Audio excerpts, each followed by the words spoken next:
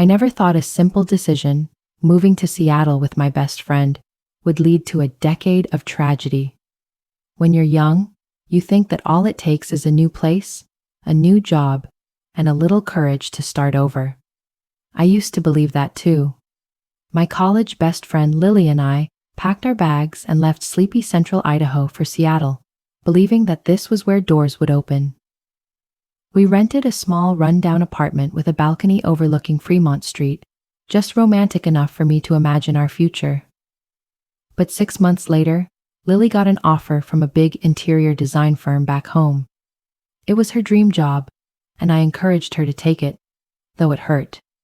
So she left, and I stayed, with the cold kitchen, the laughless evenings, and a city that was getting too big for me. 2 weeks after Lily left, I met Logan Carter. At first, I wasn't impressed. He showed up at the coffee shop where I worked part-time, holding a book on social psychology and ordering black coffee. No sugar, no milk, as a statement. We struck up a conversation because I had accidentally spilled coffee on his table. He laughed, said it was okay, and then we started seeing each other again and again. Accidentally, but not so accidentally. Logan had a confident smile, gray eyes that always looked straight, and a deep voice that made me forget the loneliness that was simmering in my chest. He told me about his recent breakup with his ex, Amanda, whom he had loved since high school. I didn't pay much attention. Who doesn't have a past? I do too, but I thought, at least he dared to start over, like me. After just 3 weeks, Logan was practically living with me. He got up early every morning to make coffee, read the paper, and sometimes fixed little things around the house. Light bulbs, faucets, the heater. One rainy evening, he made me a pot of hot chicken soup because I said my throat was a little sore. I remember thinking, my God, is this the last decent person on earth? I didn't know it then. Those seemingly gentle things were the first sweet trap. But I loved him. I really loved him. Logan was in his senior year of college, studying engineering, after changing majors 3 times. He told me that after graduation, he would be working at his father's construction company in Tacoma, less than an hour's drive from the city. I began to imagine, if everything went well, maybe I could settle down in Seattle and start a family with him. Maybe I should have noticed the cracks from the start. But I didn't want to see. I'd been alone for so long. Logan was the first person in years who made me feel chosen, cared for, loved. I didn't know that. His ex, Amanda, never left. And I didn't know that faint but haunting presence would be the beginning of the worst things that would happen to me later. When I think back, there's something that makes me shudder.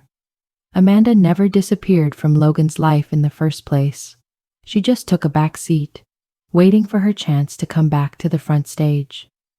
3 months after Logan moved in with me, I attended his graduation from the University of Washington with him. I wore a navy blue dress that Logan said made me look like the woman he wanted to marry. I stood in the crowd, trying to find him in the long line of students in their gowns. Then I saw him, but what stopped me was the woman standing next to him, Amanda, in a pale beige dress, sophisticated and defiantly elegant. She was linked by Logan's mother's arm, laughing and talking as if the breakup had never happened. As if I, who lived with Logan, was just some intruder. I walked over, forced a smile, and introduced myself as his girlfriend. His mother, Celia, looked me up and down and nodded once. No more. Amanda was different. She held out her hand and shook mine with a thin smile. I've heard a lot about you, Logan and you. How long have you known each other? More than 3 months, I replied, trying to keep my cool. Oh, that was quick. She smiled. Not sarcastic, but not friendly either. That night, Logan and I had our first fight. I asked him why he didn't tell me Amanda and his mom would be there. He shrugged. What are you so nervous about? They're family friends. You know that. She doesn't act like a family friend. She looks at me like I'm a third wheel. You're imagining things, Nat. I was silent. I hated it when he called me Nat at times like this, as if he were trying to smooth things over with a pet name, when my heart was about to burst with anger. From that day on, Amanda became a constant presence in my life. She was present at family parties, Logan's mother's birthday, and even Thanksgiving that year. She always chose to sit next to him, always laughed loudly, always put her hand on his arm in a friendly enough way. I complained to Logan many times. He always responded with the same refrain: I can't cut her off. Our families have been close since I was a child. What about me? What am I in your eyes? You are the one I love. But please, don't make me make Mom sad. And I softened again. I told myself that he was a good person, that I understood him, that as long as I was patient, his mother and Amanda would give up. But things only got worse. A close-up scene, during a family reunion. I stood washing the dishes after dinner, while Logan's mother and Amanda sat at the dining table, chatting. I heard a giggle, then a clear echo from his mother. Logan used to say that if he married anyone other than Amanda, it would be because he lost his mind. I froze. The soap slipped from my hand. I stepped out of the kitchen and looked at them. Amanda met my gaze, not surprised, not confused, just a look of terrifying calm. 3 months later, Logan proposed. No rings, no candles, no flowers, just a drizzly evening, folding laundry. Marry me, Nat. I don't want to wait any longer. Really? Really? I'm tired. I want to settle down. I nodded. My heart was pounding with joy, and also because part of me wanted to believe that this proposal was his way of ending the past, breaking Amanda, breaking the comparisons, breaking the hurt that was slowly spreading inside me. But I was wrong. Wedding day. Amanda arrived wearing a silver white dress, not a bridesmaid's dress, not a guest's dress, a dress too much like a bride's. She had her first slow dance with Logan, before me. I sat alone at the table, watching them spin slowly on the floor, the yellow light illuminating her brown hair. Logan smiled, the smile I thought was only for me. My mind at that time was a song without words, empty and tired. But I still endured, still told myself, everything will be different when we are officially husband and wife. It will be different. It has to be different. But my self-esteem died that day, without me knowing it. We got married on a late fall day. It wasn't my dream wedding, but I promised myself I would try to make it my dream life. I moved into Logan's apartment, farther from the city center, closer to his mother's house. It was perhaps the first sign that I was moving away from myself and into their world. Amanda was no longer a guest there. She became a fixture at meals, at gatherings, and at Logan's bedtime stories. I learned to endure. I did everything I could to keep our newlywed family together. I didn't even say anything when his mother, Celia, framed Logan's wedding photo with Amanda, an old picnic photo though, and placed it on the shelf next to mine. I still smile, still cooking. I still play the role of a model wife. Then I got pregnant. I found out I was pregnant just a month after I returned from visiting my mother in Spokane for her 60th birthday. Logan didn't come. He said he was busy with a meeting at his father's company. I remember the moment I saw the 2 red lines on the pregnancy test. I was shaking, tears of joy welling up in my eyes. I imagined Logan holding me in his arms, kissing my forehead, whispering something like, "You make me the luckiest man alive." But that is not the case. That night, when I told him, Logan didn't say anything for a few seconds. His eyes didn't sparkle, but instead were dark, as if I had just made an accusation. Then he said, "Amanda told me this before. She said I would find a way to keep you this way." I was speechless. "What?" I whispered, hoping I had misheard. You slept with Reese, then came back here and said the baby was mine? He threw the question like a stone. Reese? Your stepbrother? Logan, are you crazy? What about you? Do you think I'm stupid? I couldn't believe it. I stammered.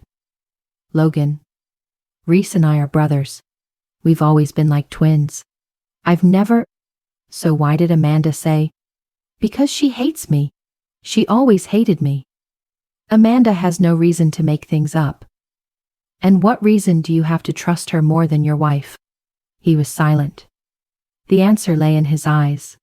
The eyes of a man who believed a lie to the core. That evening, Logan left home. He didn't come back until the next morning. When I woke up to the sound of the door opening, I ran to hug him and whispered, I did nothing wrong. Please believe me. He took my hand off. You have two choices, abortion or divorce. I fell to the floor as if I had been hit hard in the chest. No crying, no screaming, just emptiness. I tried to fight back. I printed out my medical records, proving I had been pregnant since before the trip home. I called Reese, asked him to testify. I asked for a DNA test after the birth. Logan only replied with one sentence. I don't need the truth. I need clarity. And it's clear. I don't trust you anymore. I packed my bags in tears and requested a transfer back to Spokane. Before I left the divorce papers on the table, next to our wedding photo, still obscured by Amanda's. In the application, there is an additional line written by my hand. You can choose to believe anyone, but the truth never belongs to the liar. Then I had a miscarriage, not medical. The doctor said it was extreme stress, sleeplessness, anxiety, heartbreak. I didn't tell Logan, not because I wanted to punish him, but because I knew he didn't deserve that child, not even as a memory. I left Seattle on a Tuesday morning. The rain was drizzling, light enough to fog up the windshield, heavy enough to obscure the view of the road. There was no music in the car, just the steady hum of the windshield wipers and my own breathing, broken, learning to exist again. I didn't look back at the apartment that had been our home, where I had framed every wall, chosen seasonal bedspreads, and cooked the first lasagna that Logan had praised as tasting like an Italian restaurant. I also did not text him any lines after leaving the divorce papers on the table. Every word was redundant. My mother opened the door as I pulled up. No questions, no blame, just held me tight, like she knew I was broken, piece by piece, and didn't want any more of those pieces to fall. My stepfather just put his hand on my shoulder and said, Here, you don't need to prove anything. I burst into tears. It was the first time I allowed myself to collapse into someone's arms since Logan had looked at me like I was a traitor, a woman cheating on her husband with her own stepbrother. I started living again, but not in the exciting way I did when I was 20, but in the way of relearning each movement. Learn to sleep without waking up in the middle of the night, panicking that Logan is standing at the head of the bed. Learn to eat a full meal, not for anyone else, but for yourself. Learn to look in the mirror and call yourself Natalie, not Logan Carter's wife. A few weeks later, I had severe stomach pains one morning. Blood was all over the bed sheets. My mother took me to the hospital, where the doctor gently put his hand on my shoulder and told me I had had a miscarriage. No surgery, no hospital stay. Just take a break. Just rest.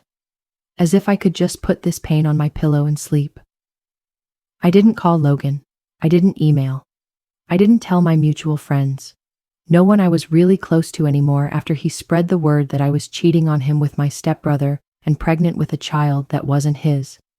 I let you live with that fantasy.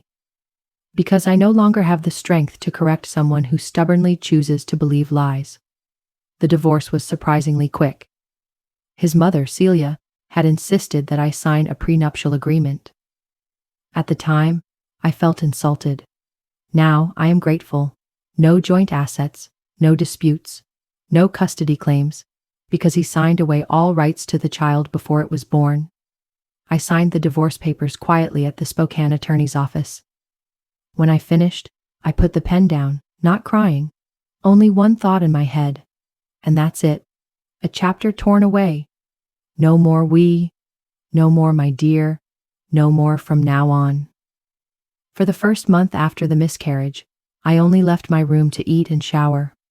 Every night, I clutched a pillow instead of my belly, imagining that my baby was still there, still beating, still hopeful. I imagined who it would look like. Red hair like me, or Logan's gray eyes. But then I remembered. He didn't want the child. He didn't believe it was his. He didn't believe me. I whispered through tears. I'm sorry. You were rejected before you even appeared. It's not because you're not cute. It's because I put my trust in the wrong person. Then one day, I woke up, opened the window, and let the sunlight in. Not because I was no longer in pain, but because I was tired of living in the dark. I started working remotely. I signed up for yoga therapy. I kept a journal, filling 3 notebooks. And I cut ties with Logan completely. Block all contacts. Block social networks. Cut all ties with any friends you have known through him. I promise myself, if one day he comes back, I will no longer be the girl crying on the floor begging him to believe me. I will be the woman who knows she deserves truth, kindness, and love without justification. 10 years. A decade since I left Seattle, closing the last Logan Carter door in my life. I've slowly but steadily come back to life. I have a steady job, a loving husband, Dylan Monroe, and a son, Spencer, whom I love like my own flesh and blood. Even though Spencer isn't my biological son, I'm the only mother he's known since he was 3. I remember the first moment Spencer called me mommy. That's when I understood. Mom, not a title for a pregnant woman. Mother is the one who stays. And I stayed. We live in a small suburb of Spokane. We have a lawn, 2 cats, an old cherry tree, and days as calm as an autumn lake. Until one day, I received a friend request from a creepy name. Logan C. I stared at the phone screen as if I didn't blink, it would disappear. But no. He was still there, with a blurry profile picture, no posts, no mutual friends. Just a silent message. I found you. I didn't accept the invitation. I blocked him. But a few days later, another account appeared. Then another. And another. I started getting messages from strange accounts, all with the same content. I want to see my son. Spencer needs to know who his biological father is. I held my breath as I read. My mind was whirling. I wondered, how did he know the boy's name? How did he find me? I took the phone to my office, closed the door, and sat there motionless for almost an hour. That night, I told Dylan everything.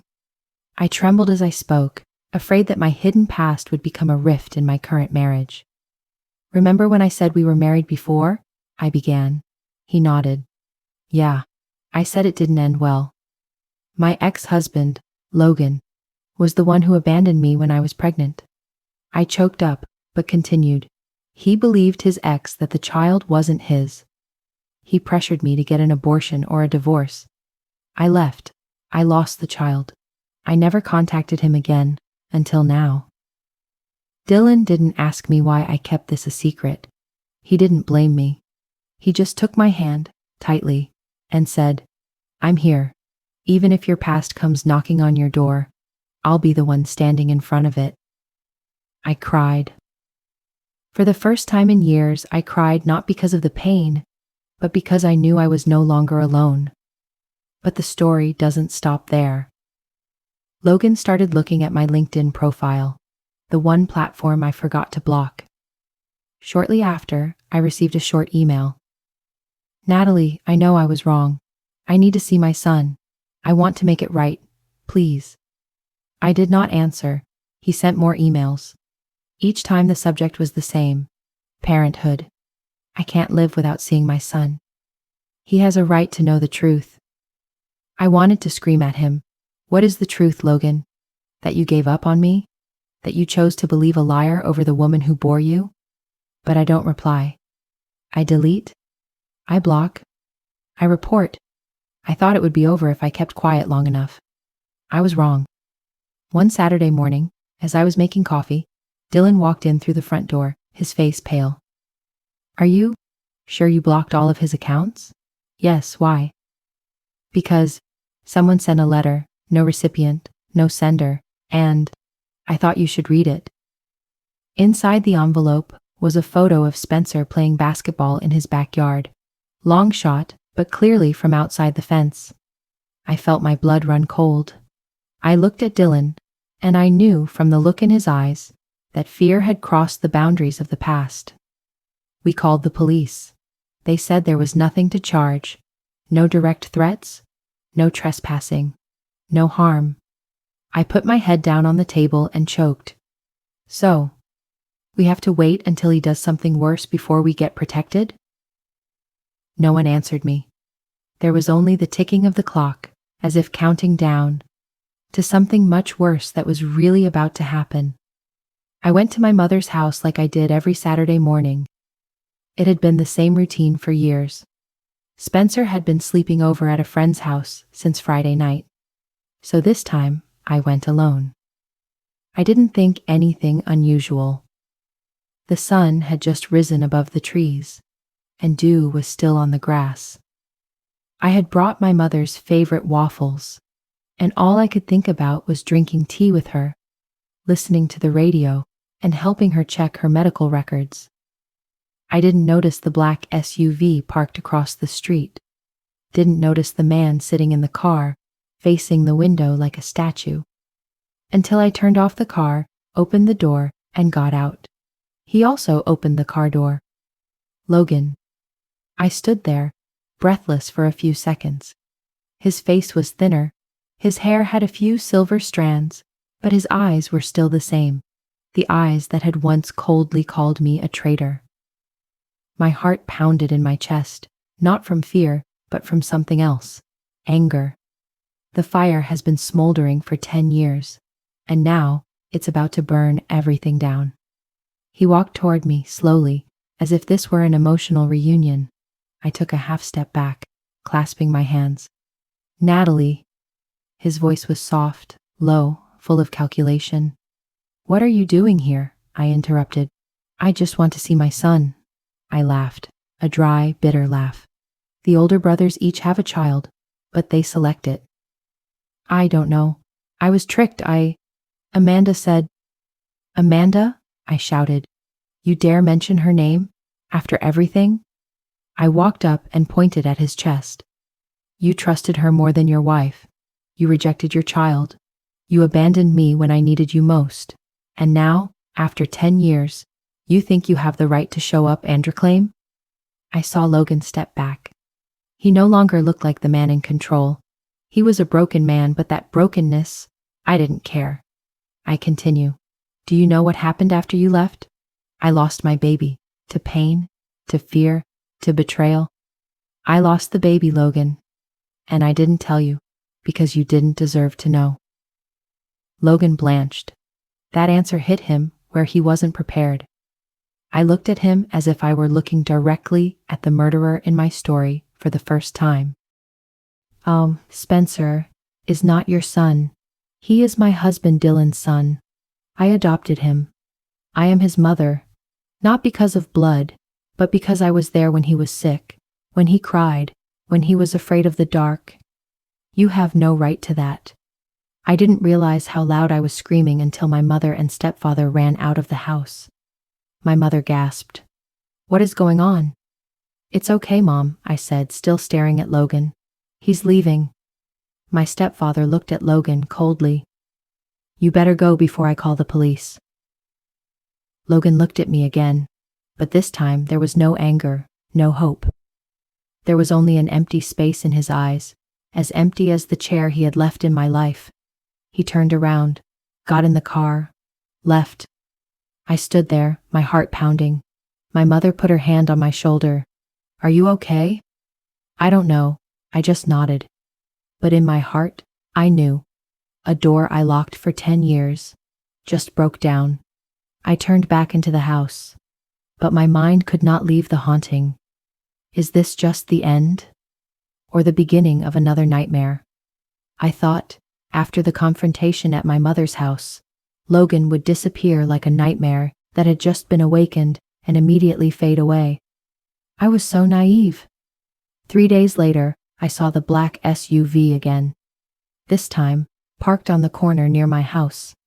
The lights were off, the windows were tinted, as if he didn't want to be recognized, or didn't need to hide anymore.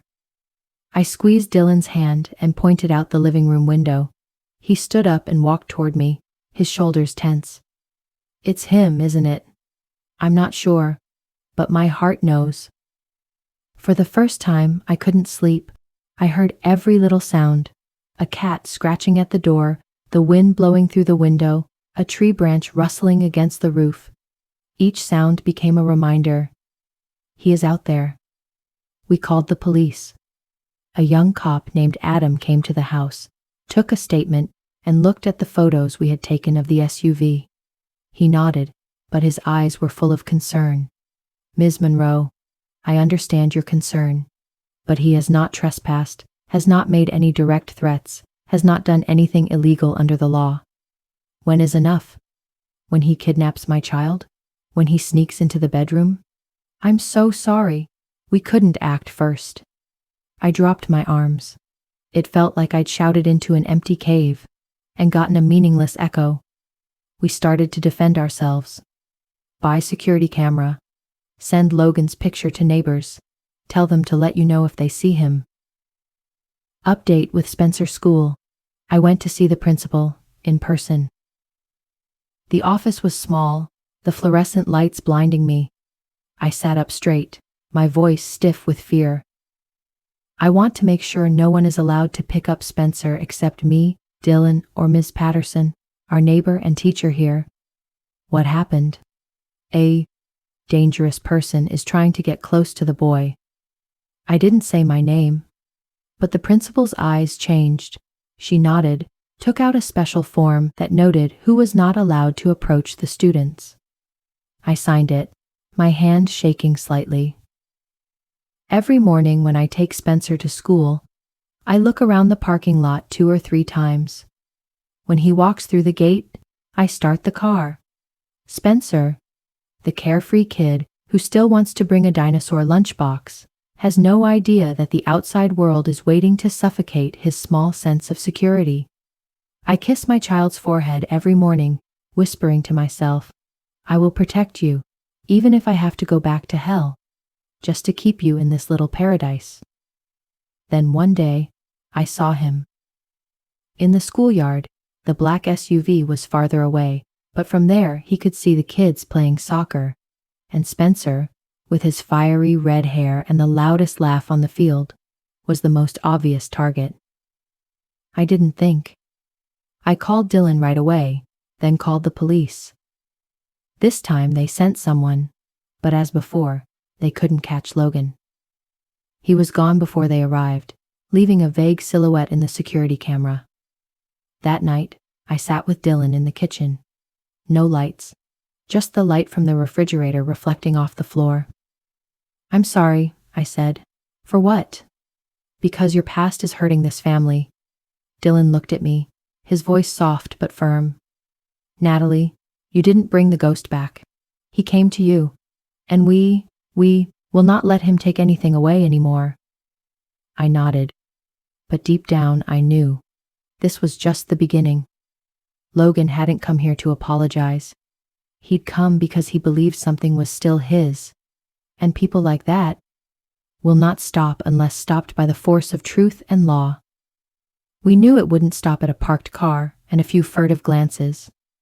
I was used to the way Logan did things, quietly, silently, and cruelly. He didn't knock on the door. He broke the lock. And just as I feared, he did. It was Wednesday. It was sunny, and Spencer had his new robot lunchbox. He hugged me before running into school like he always did. I still remember the last thing it said. Please pick me up early this afternoon, Mom. I want to go to the ice cream shop. I nodded, smiled, didn't let on that I'd just slipped another "no access allowed" slip into the school office file. 10:42 a.m. I was working when I received a call from the principal. Ms. Monroe, a man just came into the office. He asked you to pick up Spencer. He said he had something urgent to say to your mother. I almost dropped my phone. No, don't give my child to anyone. I'm coming right away. Lock down the school, call the police, check the cameras. Fortunately, the school has prepared in advance, all thanks to the coordination of me, Dylan, and Ms. Patterson, the teacher next door. In the office, Logan made up a story. My mother was hospitalized urgently. I was so panicked that I asked him, Spencer's biological father, come help. He even said my mother's name, a detail that the staff found believable. But then Ms. Patterson, who had the picture of Logan I had sent her earlier, walked in, standing behind the reception desk. Her eyes were cold. I think you'd better call Natalie. We don't release students to anyone without first verifying. Logan was speechless. He pulled out his phone, pretended to dial a number, then left the building, saying he would return later. He didn't know. The whole conversation was being recorded. And he didn't leave completely.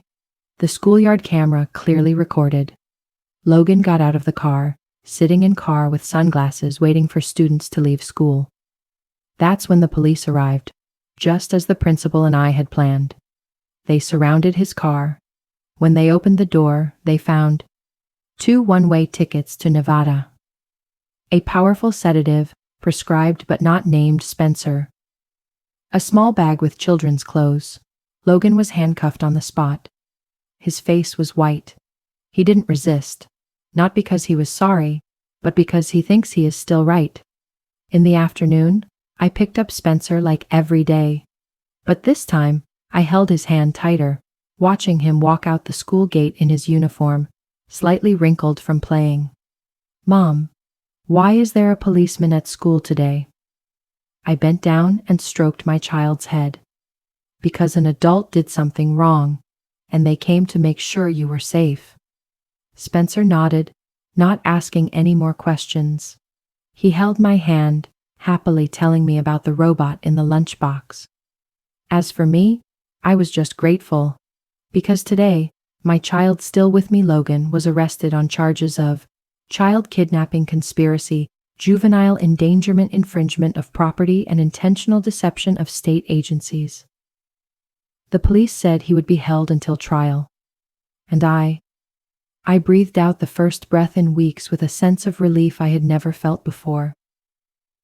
That night, Dylan held me for a long time, saying nothing.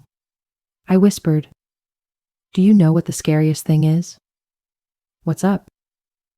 "That he thought he had the right to do all those things, just because of blood." Dylan hugged me tight. But being a father isn't about blood. It's about presence.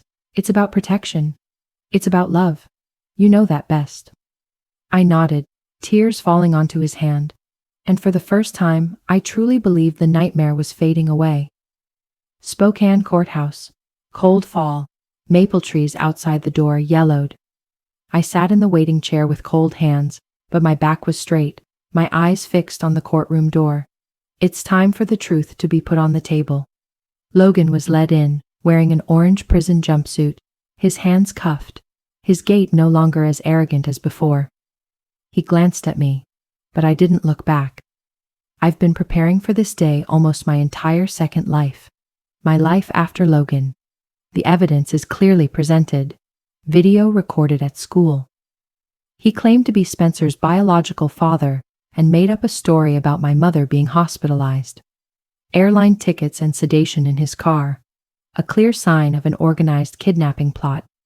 Application for denial of paternity, which Logan himself had signed 10 years earlier. Clear legal proof that he had abandoned the child. And most importantly, DNA test results. I agreed to let Spencer get tested, as painful as it was. I didn't want him dragged into this, but I needed it to end with undeniable truth. When the results were announced, the courtroom was deathly silent. The examiner read slowly. There is no blood relationship between Logan Carter and Spencer Monroe. No one said anything. But something inside me dropped, not because I had ever doubted, but because I have waited 10 years to see this publicly acknowledged. Logan whispered, "No way. Spencer looks like her." His lawyer bowed his head. I stepped up to the witness stand. I told, not with tears, but with painful wakefulness, about the manipulated marriage baseless accusation. The pregnancy was rejected, the silent death of an unborn child, and the journey of motherhood of a child who has no blood, but carries all my heart. The court fell silent as I concluded with this sentence. Logan didn't lose his paternity because someone took it away from him. He gave it up. I was just the one who took a child he never wanted, and loved it like my heart was made for it. Then Amanda appeared. She sat in the back of the courtroom, but when she heard the test results, she stood up, tears streaming down her face. I didn't think it would go this far," she sobbed. I just want him to come back to me. I didn't think he would do that to a child." She was escorted out of court for interrupting the proceedings. I looked at her, feeling no longer angry, only pity. Amanda wanted Logan back so much that she created a tragedy, and then that tragedy buried them both. Court verdict: Logan will be imprisoned at least 12 years, with the charges: kidnapping, plot, danger to children, government agency fraud, violation of no access order. A permanent restraining order also applies to me, Dylan, and Spencer. On the way home, I held Dylan's hand. We didn't say anything, just a kind of relieved silence, like after a long storm. Spencer, sitting in the back seat, was humming something about robots and superheroes. I turned around and smiled. "Do you know?" "Huh?" Spencer looked up. "You are the only thing keeping me from getting lost in the old nightmare." Spencer smiled brightly. "Mom is my superhero too. For the first time, I believe, the past has no power. The truth has been told. Justice has been served. And I, Natalie Monroe, am finally stepping out from under the shadow of the man who once thought he had the power to destroy me." Life after the trial didn't go back to normal immediately. But at least, I slept for the first time in weeks without waking up in the middle of the night. No more anonymous text messages. No more strange cars around school. No more old figures lurking in my rearview mirror as I drove to pick up Spencer. There is only peace, and the things I choose to keep. I got back to work. I started drawing again, something I had neglected since leaving art school. The first time I drew Spencer on a winter morning, sitting on the floor with the cat on his lap and a red blanket pulled over his head like Superman. When I finished, I looked at the painting and whispered, "You are the reason I am alive." Amanda is divorced. I found out from an old friend who worked with her. Her husband left a single comment on her post supporting Logan. "I wish you happiness with the prisoner." I don't gloat. I no longer find joy in other people's failures. I just feel lucky that I made it released earlier than her. A month after the trial, I received a handwritten letter from Logan's attorney. I was about to tear it up, but curiosity made me open it. In the letter, Logan wrote, "I lost everything. Because I trusted the wrong person. Because I betrayed the right person. I don't expect you to forgive me. I just want you to know. I know I destroyed the most beautiful thing in my life." I did not answer. I don't need to rewrite what I have lived for the past 10 years. Forgiveness, if there is one, is not in the words. It is in my doing. Continue to live better than he thought. One evening, Dylan and I sat on the back balcony, watching Spencer play with flashlights in the yard as if exploring an alien planet. Dylan turned to me and asked, Are you still scared? I was silent for a few seconds, and then shook my head. I'm not scared anymore. I'm tired. Tired of living in someone else's shadow. I want to live in my own light, and this family's. He smiled and kissed my forehead. I never doubted it. You are stronger than you think. Then I opened my personal blog, Mother by Heart, to tell my journey, not as a victim, but as a survivor. A real person, a normal person. A person who was rejected and blamed, but chose to forgive herself and move on. I share every page of Spencer's old diary, every scribble, every little lesson I wish I'd known sooner. That doubt is not a lack of love, but a warning. That love never means sacrificing dignity, and that blood is not the definition of family. Presence is. The day Spencer graduated from kindergarten, he ran toward Dylan and me, waving his certificate like it was a doctorate. I knelt down and hugged him. Mom, I did it. Yeah, and me too. I survived. I stood up, and most importantly, I no longer live to fear. I live to love.